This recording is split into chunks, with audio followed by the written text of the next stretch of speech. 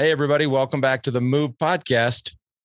Talking about the final week and the final of this year's Giro D'Italia, the Tour of Italy, which was, of course, won in pretty stunning fashion by Jai Hindley. We, of course, for about 3 weeks, we called the kid Jai Hindley. Took us 3 weeks to figure out the winner's name. Is actually a cool story. His manager is a big fan of the show and has been listening. So sent us an email. I was like, hey, just FYI, here's how you pronounce his name. We're like, check. Jai Hindley. I mean, of course, he was second in this race in recent years. But boy, we'll break down that performance here in a second. I'm joined by JB Hager down there in Austin, Texas. Johan, although he looks like he's sitting at the podium ceremony, he's not. He's probably in Madrid. And, unlike all of us, the background always changes. The man moves so much. It's just always a different backdrop. This one, of course, with the messed up bed and everything, I don't even want, never mind. Wow. Yeah, but it was a hell of a final weekend. We'll break that down in a second. Before we get to that, today's show brought to you by Dry Farm Wines. George and I have a cool project with these guys. They've made a couple of specialty boxes for our audience. Of course, now the Tour of Italy is over, but I'm sure those boxes are still available. They take a different approach to winemaking, right? Currently under the FDA guidelines, most winemakers can put up to 74 different kinds of chemicals and things into wine. Dry Farm does a hell of a job sourcing biodynamic and organic wine. It's lower in sugar, slightly lower in alcohol.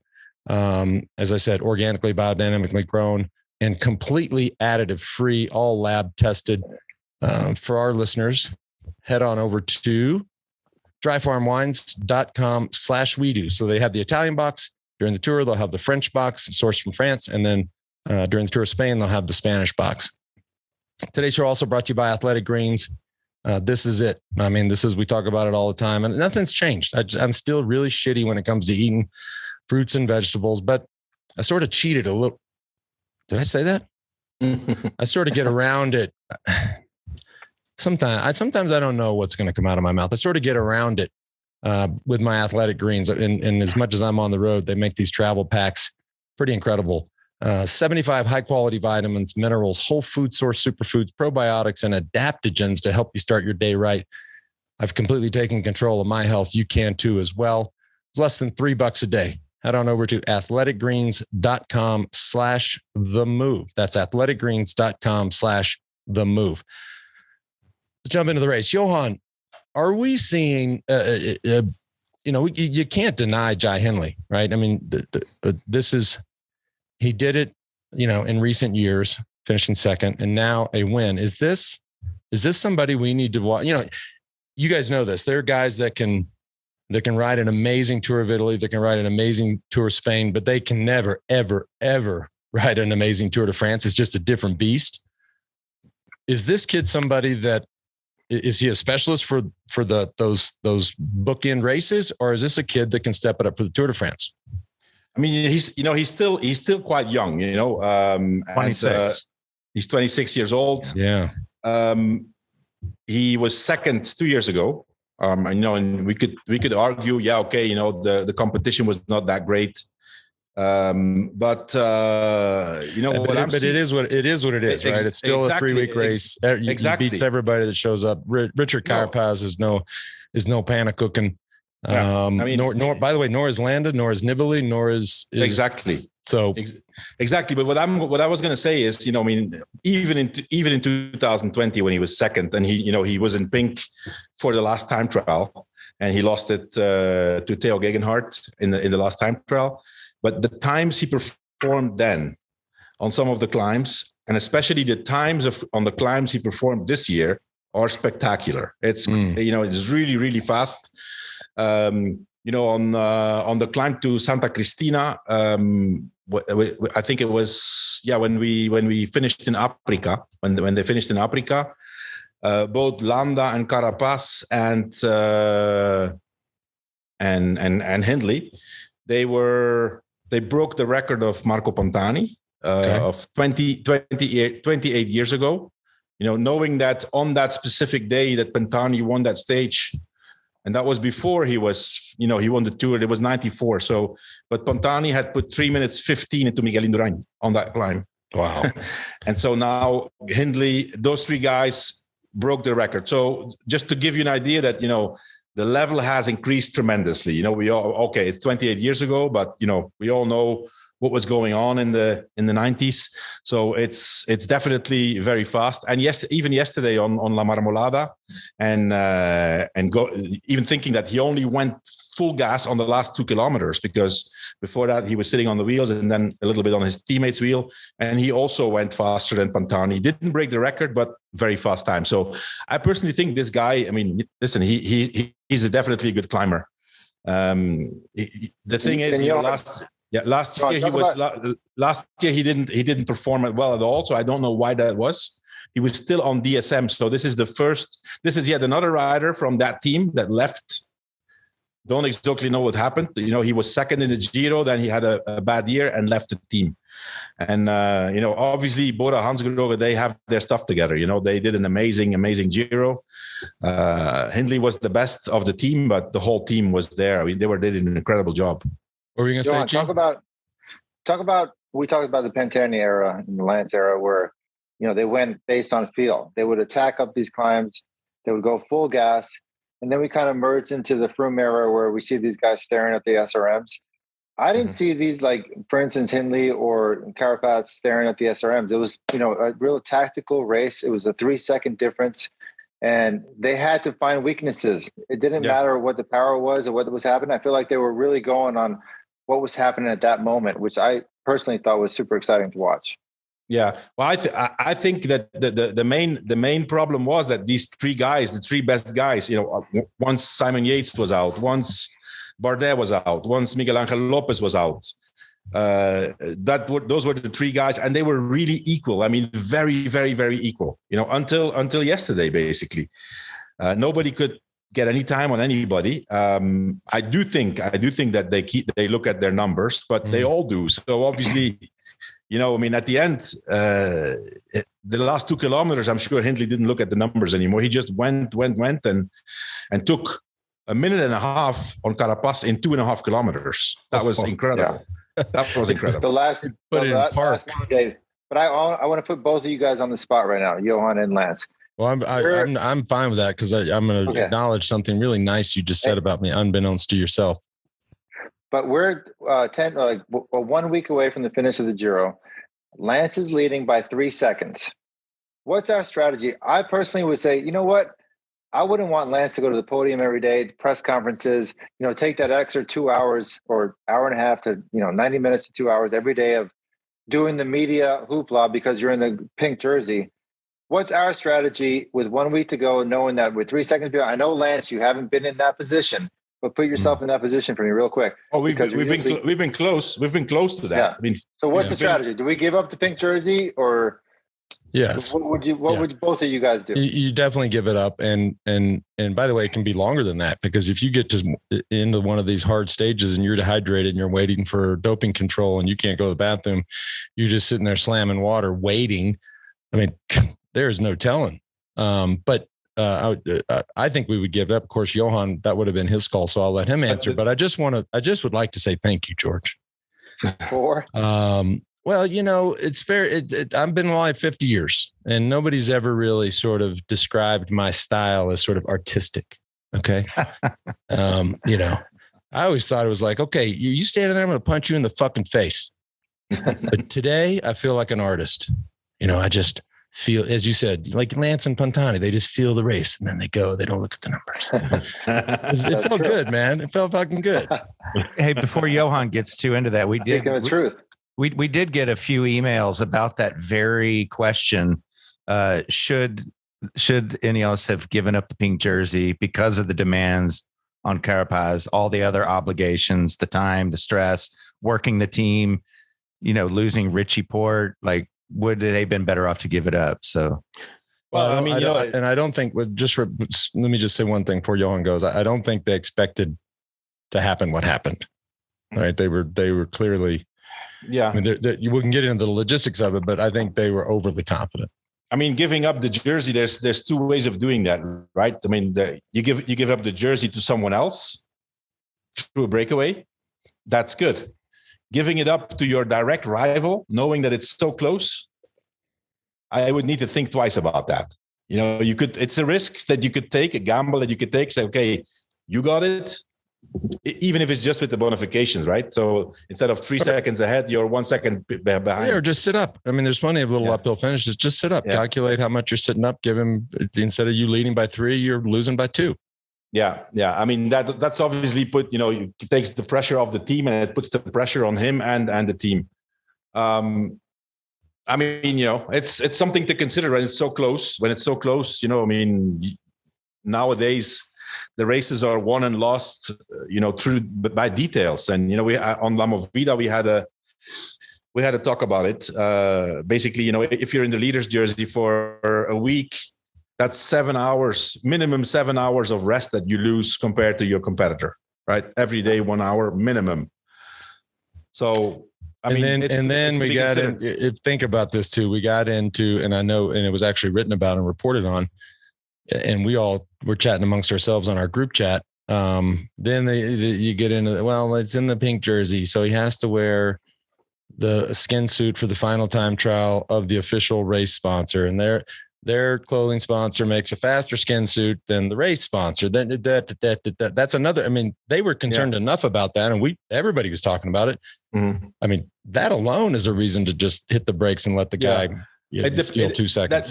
That's also to be seen, because, you know, look, I mean, Castelli is the sponsor of the pink jersey. Last year's clothing sponsor of Ineos was Castelli. Right. So I think it's about the fabric that's used for the leader's jersey. Right. I mean, I remember we had a few years that we prepared a yellow skin suit for Uhlans with, you know, identical to the Tour de France, but with the team shorts. And then, you know, the Tour de France started to put pressure on us. And finally, they provided us with the skin suits we had. Basically, it was the same brand. Right. Well, we were little known factoid. We were sponsored by Nike. Our all of our clothes had the Nike swoosh. Obviously, you know, well, not obviously, but I'm just here to tell you, Nike did not make those clothes. Mm-hmm.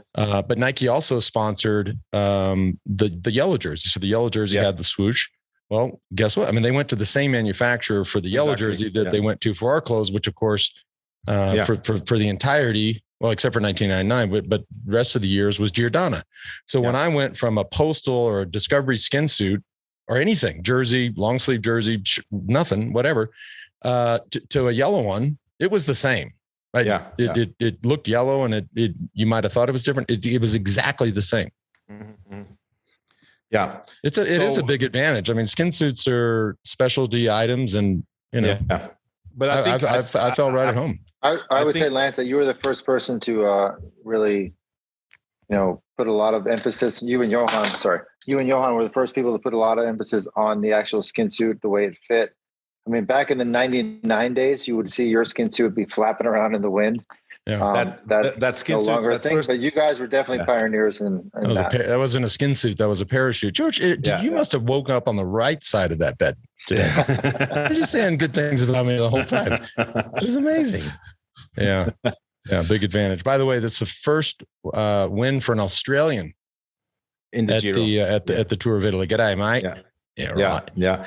And especially also, you know, I mean, he was very close 2 years ago, but today, like, for example, when I heard that, you know, due to all the COVID restrictions in Australia, which were a lot more stricter than anywhere else in the world, Jai Hindley today or yesterday saw his parents and his family for the first time in 2.5 years. Wow.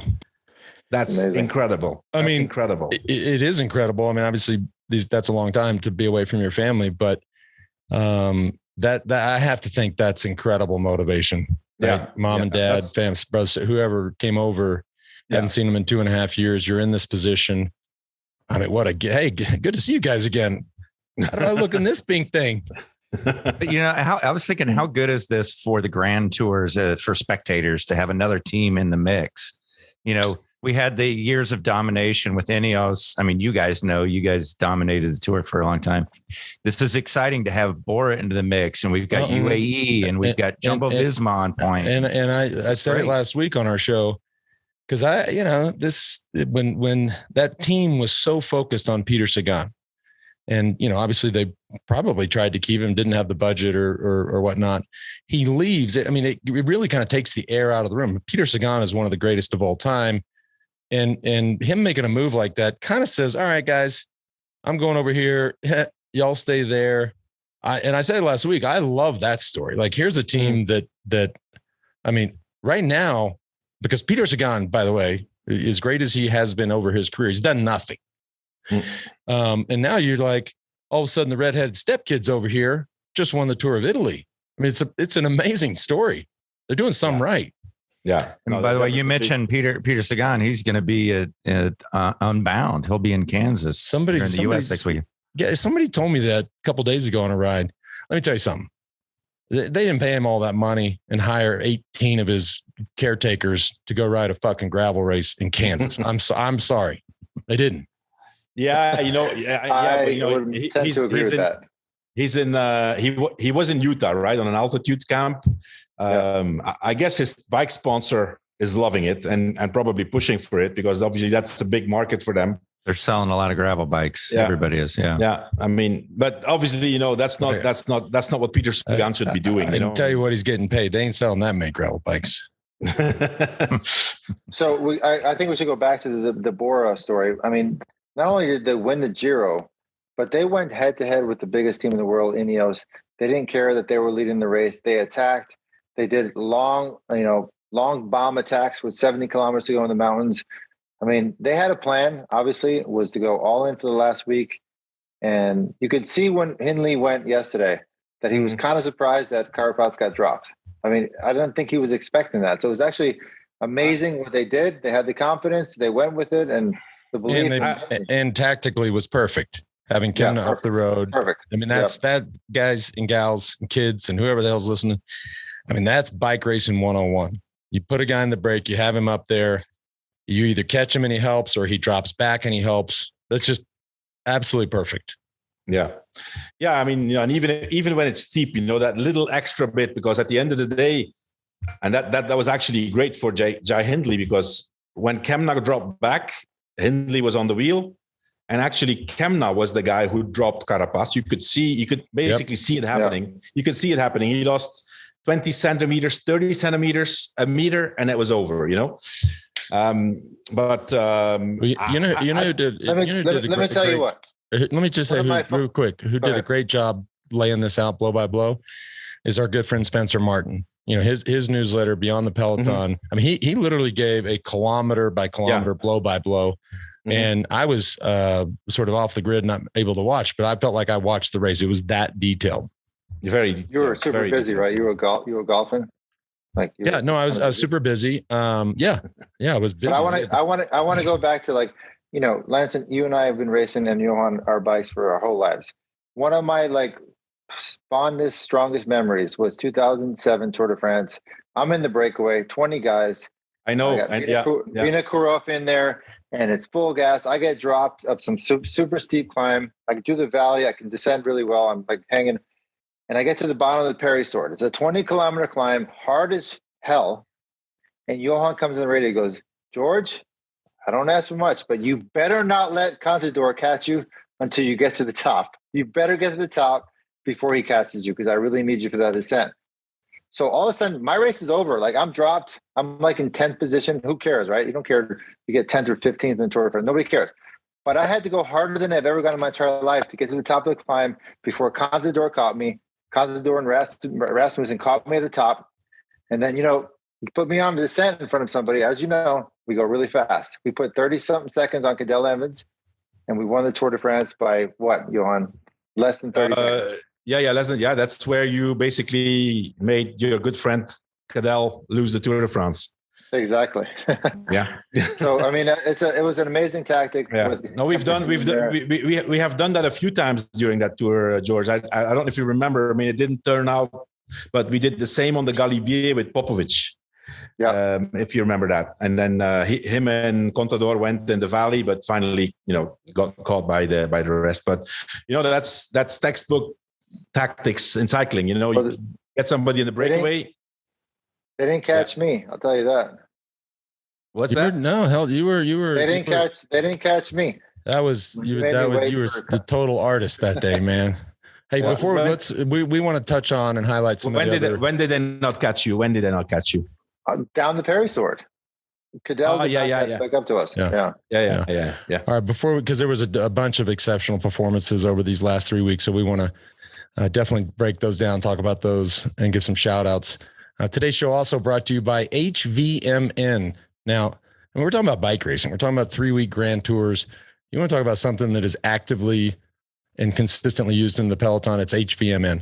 Their new ketone ester the ketone IQ, estimates are up to 60% of the riders in the peloton are using, and we've talked a lot about the use of ketones over the years and the effect that it has on performance.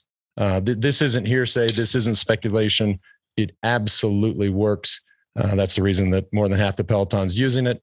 Also, really cool story. Just got a $6 million grant from U.S. Special Forces. For the next 100 people that visit hvmn.com and use the promo code TheMove20, you're going to get 20% off. That's hvmn.com, promo code TheMove20. Last one of the day. Today's show also brought to you by HELIX. Now, this is a great thing. We're just talking about stuff that we love, right? We talked about wine. We talked about athletic greens. We talked about HVMN. Let's talk about sleep. HELIX makes absolutely the best mattress out there. George and I are both avid sleepers on it. It's really cool. You go on the website, you take a 2-minute sleep quiz. You talk about your characteristics of sleep. They build you a fully customized mattress. It has completely changed the game for me when it comes to sleep. Head on over to helixsleep.com/themove. Special offer right now as well, offering up to $200 off all mattress orders and 2 free pillows for all of our listeners. That's helixsleep.com/themove. Sorry, Johan, I think I cut you off. I forgot what I was going to say. I forgot. The great thing is it's late there. It starts to get, speaking of sleep, it's Johan's hearing the sleep ad and he's like, speaking of that, it's almost midnight. Do you think guys think that I could? It's 1 minute past midnight, guys. So talking about dedication. Johan, how do we attribute since we last spoke last Monday of the second rest day, every breakaway made it to the finish line. And we're talking about what's happening in the GC, all these amazing riders today, I forget the guy's name, but like an amazing victory. And it's been totally overshadowed by the GC battle. But every breakaway that went made it to the finish line. Talk about why do you think that happened? That's an amazing stat. I mean, I think for the general viewer, doesn't pay that much attention. That's guys and gals. That's really exceptional. I mean, normally, some of them make it, but there are teams that have pressure and have to work to bring back these breakaways for them, and that just don't happen. Yeah, I think 2 things. First of all, these 3 guys that were so close to each other. So basically, in the case of Ineos, they actually wanted the breakaway to stay ahead because then the bonification seconds were gone.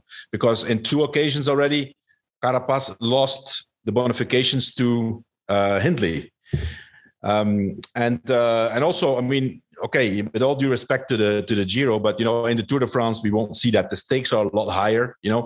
A bunch sprint stage is a bunch sprint stage, and that the guys just go for it, and there's no way, Here in the Giro, I mean, I was surprised. I mean, even on our show outcomes, there was 2 stages where we said, okay, this is bunch sprint, and that breakaway that was won by, I think by Dries de Bont, the last breakaway, and those 4 guys stayed away. That was to hold off that raging peloton. Of course, they had 4 absolute locomotives in there, but you saw how hard they were going behind. I mean, they had 5 or 6 teams just turning through. You're talking about 15 guys turning through and can't bring them back. I mean, that was the most impressive day. You talked about in La Movida or Outcomes, I believe, where they kind of just played with the peloton. Yeah. They got a couple minutes and they said, you know what, we're going to slow down and stay at a couple of minutes instead of getting 5 minutes. Yeah. And they kind of tricked the peloton to keep them at 2.5 minutes. And then when they had to put the gas down, they did, and they stayed away. Yeah. I said, I mean, also we talked about it, I think in on JB Squared, you know, as I called it, you know, those guys understood really the art of the breakaway, you know, like getting some time and then, you know, basically putting the peloton to sleep. Let's say, okay, well, let's come back to 2 minutes. The peloton thinks, okay, we have it under control.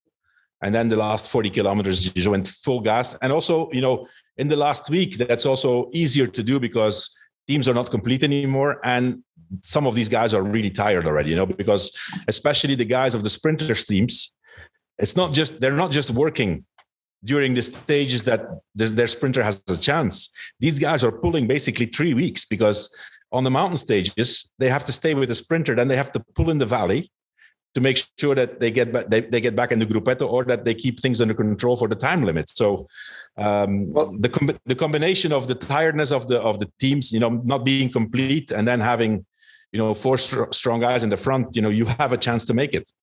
Well, not only that, Johan, but talk about clearly Dries de Bont said afterwards that I owe these guys, if I can ever help them again, I will give them whatever they need, because at some point during the race in the last 50, whatever, they said, we're going to go full gas all in together, like team time trial style, and we'll see what happens with 1K to go. Yeah. That's a very rare thing to happen. Hey, time out. Then he doesn't owe them anything. He doesn't owe. No. He doesn't owe them anything. And if one of the other 3 guys had one, you and I, Lance, I would say I probably owed them. You'd say fuck them. Yeah, I mean, I would. It's one thing if you sit on the whole time and say, "Oh, I'm tired, I'm cramping, whatever," and then win in the sprint and say, "Okay, I owe you guys." If you all make a deal, like let's put everything into this, and whoever wins. Well, then you're free and clear. You had 3 losers. Agreed. You don't agree. But Dries has never won a Grand Tour. Yeah, but listen, this is a massive deal on a team that is. I can't wait till the next time comes around. I promise you. You are taking the words out of my mouth, Lance. I mean, he was super happy, super euphoric. Oh, thank you. I owe you. Let's wait until the next breakaway. He's gonna forget. That's what we call the Belgian flick. That's the Belgian flick. He's a Belgian. We need a T-shirt, a new T-shirt, Belgian flick, because that's the thing. He's a flicker. We'll probably forget about it. Yeah. Yeah, that is another. That JB. You get a kick out of this. This is. You know, because we always over the years come up with these things. You're like, oh, wait, what was that? Like, we haven't even talked about flickers. A flicker. Like a flicker is, you know, if you or if you get flicked. I mean, it's not that different than a fucker or getting fucked. But if there are certain guys, you're like, hey, what about him? He's like, he's a flicker, which just means you can't necessarily trust him. He's gonna, if he gets a chance, he's gonna turn around and screw you. And if you do get screwed, then we would say, yeah, you got flicked. What did you call Uchakov in the Tour de France, Lance, that day? Was he a flicker? Yeah, I don't know who was. I think the bigger flicker there was Stanga, his director. So I was, okay. You know, we had a one of these gentlemen's agreements that we used to make back in the day in cycling, little insurance policy. Anyways, the fucker didn't live up to the deal. It's like, I got this. I was preparing my victory speech, and we get to this 2-up sprint. Some bitch comes around me like I'm standing still, and I'm like, God, what happened to the deal we made? He's a flicker. Stanga's a flicker's director, who 2 weeks before that I punched in the face after the finish in Liège. So I wonder why he wanted to flick you. Actually, no, I know. No, Stanga was like, yeah. You tell him you got a deal. It's all good. We're happy to tell him we're fine with second. So we got to go back. Blew my hat off. He came around me so fast. You got to go back to another term that we use very frequently in the show. Is you got to be Mosca. Even if you make a deal, you got to know that you probably may 50% chance will get flicked. You got to be Mosca. You can't be leading the guy out to the finish. That was kind of your fault. Yeah. Exactly. You were Mosca the day with Pereiro, George. You were Mosca there. That's exactly right. Something we probably talked about way too much, but it crossed my mind is with these breakaways staying and ruining it for the sprinters. Did that mess up Cavendish's campaign to get into the Tour a little bit? I think so. Yeah. He didn't get that opportunity. And we should talk about DeMar while we're at talking sprint. We will talk about. Can I just go back to these gentlemen agreeing? Have I told the Sean Kelly story on the show before? The first time I met Sean Kelly? JB? No, I would remember that. The fans will get a kick out of this. So this is right in line with what we were talking about. I don't know how much sort of agreements are made in cycling these days. Probably a little bit here and there, but nothing compared to before. Okay. No. So, I turned pro in 92. I get last place in San Sebastian, and then I sort of get my legs back, and we get next World Cup is GP Zurich. Go to GP Zurich. This is back when it was super hard. Finished on the velodrome. Oh no, that year didn't finish on the velodrome, but I end up in a 3-man break, and it's myself, Vyacheslav Ekimov, and Jan Navens. And I'm looking around. I'm like, dude, I think I might be able to take these guys. And they start just trading attacks on me. And Oach is out of the race because he's crashed the car. So Peter Post and Vandenbroek were the director. They're back there chatting. I'm like, what's going on? Anyways, finally I get sick of covering the attacks. Eki goes and he's gone. Right, so he wins GP Zurich. I get second. And the next race I go to, and I'd never met Sean Kelly, and I was a young kid. Sean Kelly, that's like stepping into the elevator with Brett Favre or something. Mm-hmm. And so the elevator doors open. There's fucking Sean Kelly standing there. He's the only guy in the elevator, and I'm alone. And I'm like, oh no, what am I going to say? And I go, hey, hi, Sean. I'm Lance. Doors goes, oh. He goes, so did he pay you in rubles or dollars? And I was like, I didn't get shit. I didn't get rubles or dollars. And this guy's calling me out. And I'm like, man, I was like, nothing. I got nothing. But he's got that fucked up accent. Like if you watch GCN, which of course we watched Tour of Italy on, his accent's just is like the worst. Yeah. Oh, did you pay better though? I can understand him. I can understand him better now. Oh shit. Okay, sorry. That's a good story. That's a good story. Well, so I got to call you out. Why are you saying that these deals are not happening anymore? No. Yeah, I mean, first of all, there's normally these kind of deals happened a lot in the past between team directors, right? Like nowadays, the team directors, they hardly speak to each other. They're all separated in hotels. They're on their devices. Correct me if I'm wrong. The big Belgian teams, they actually had a budget for this or not? Is that truth, or that's what I always heard? No. Come on. Well, you get to the Liège-Bastogne-Liège, you're on a Belgian team, you're with a French guy or American like Lance. You're telling me that the rumor was that they always had some sort of budget where they offer him this and see what happens. I think normally, back in the days, I think that that kind of money came from the start money of the races. That was not included in the team budget, Mm-hmm. Well, and not to mention, and I don't know the status of this case, but Alexander Vinokurov indicted in Belgium for allegedly, whatever, and Kolobnov, fucking small fortune to win Liège-Bastogne-Liège. No, but back in the day, that might sort of talk some people out of it too. I remember when I started. I don't know if I told the story on La Movida, I think. But I have a really good story about that. When I started as a professional, when you did races in Belgium, you guys have done for training sometimes some kermis races, right? And so professional races, but it was local races. So whenever if you wanted to win, you had to pay. Basically, you get in a breakaway, and so there was one race. First of all, you have to be good enough. It's not about, okay, you buy a race. First, you have to be up there, right? And it's not easy to be up there. So one of the years I was in a breakaway, and it was a kermis race in Wallonia, like hilly. I said, okay, I want to win here. I think I was on Lotto. I don't remember, but. And so I was in the breakaway with a few guys, but also with Dirk de Wolf. You remember Dirk de Wolf, right? Yeah.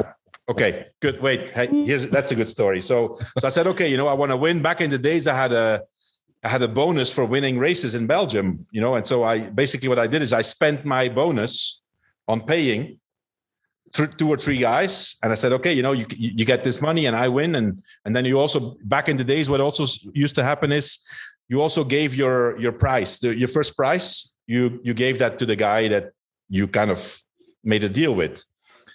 So the last lap, we're pulling through 2 or 3 guys. So I paid the 3 of them. The two of them got dropped on the last climb, and then I was with Dirk de Mol. I said, okay, Dirk de Wolf. I said, okay, I'll go now. So I went, paid him, go 500 meters before the finish. I get cramps on that climb, and I cannot pedal anymore. No. And Dirk de Wolf had no other choice but to pass me and win. So this is a story that I bought the race and I didn't win it. I feel like we kind of shouldn't be talking about this. Well, I mean, I think it's too late. I think it's funny. Money back guarantee. Yeah. I didn't pay anything, of course. So we want to talk about some other exceptional performances before we let you. We should talk about Demar. We should talk about the different jerseys for sure. Yeah. Mm-hmm. Demar's doing the Tour de France?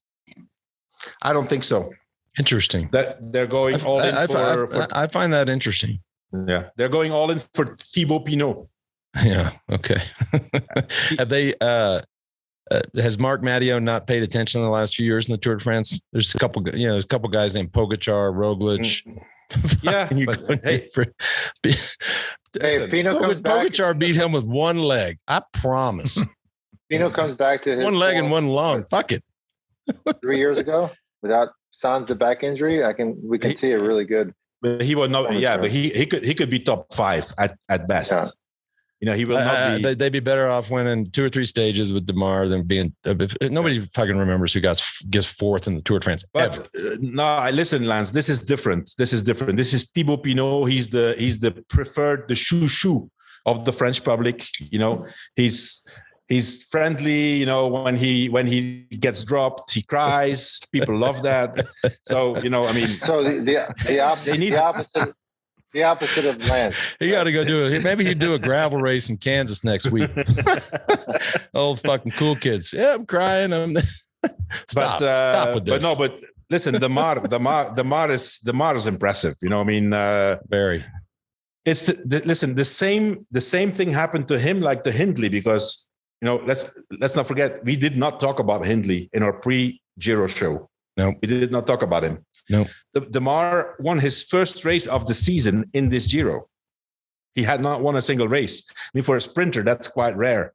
And in this Giro, he showed that he was the strongest. He was, second time in 3 years. I think that he takes the Ciclamino jersey, winning 3 stages. I mean, he was by far the strongest sprinter, I think. We got to talk about the odds of Demar and Hindley, winning stages and the Giro. What were they at the start of the Giro? Go back and look that up. Yeah, we have to look at that. Yeah, definitely. And then also, I mean, I think someone else we should talk about is Koen Bouwman. Winning 2 stages plus. Okay, the mountains jersey is, especially in the Giro, won in breakaways, but you have to be there every time. And he saved the Giro for Jumbo-Visma. But other than that, they didn't do much. They had this young kid, Gijs Leemreize, this 22-year-old who has a big future, in my opinion. He was second in 1 stage, but other than that, for a team like Jumbo-Visma, that's not what they went to the Giro for. So Koen Bouwman won. Let's talk about that. Let's talk about that Bowman stage where they basically track standard the whole way up the mountain. But I truly feel, and Johan, I'm really interested in your opinion on that. That comes down to which team really researched that finish line, because for sure, Jumbo-Visma told Bowman, you have to be in that last corner in front, or otherwise there's no chance to win. Oh, that was how aggressive he was. That was, I mean, to see that unfold on TV, that was like. And then it was interesting to you clearly know directors are watching the TV, watching the race in the car now, because the next groups that came along that were also going as hard as they could in sprinting absolutely made it. So they clearly saw it on TV, said, well, got word to the guys, watch that last corner. And that was a debacle. I don't necessarily agree with that. I think that, they all have, even if they don't, first of all, I've seen the reports that they have this program, VeloView, that, they can really see all the details. Apparently that corner was not represented correctly on VeloViewer. But they all have people at the finish. Yeah, that's my point. They all send people there that. Yeah. Their job is to tell them what that's like. And these guys are at the finish line, literally at the finish line. So they knew. I mean, and there's been a lot of debate about, whether he did the right thing or not. I mean, there was, in my opinion, he made no mistake. No. He just, the strongest guy, the race was won at that corner. That's it. And, the best part of that was the Swiss kid who got second. I don't know if they showed that interview on European TV, Johan, but watching it here on GCN, this guy's interviewing him at the end, and he's talking about it. He felt like he got screwed. He felt like he got flicked.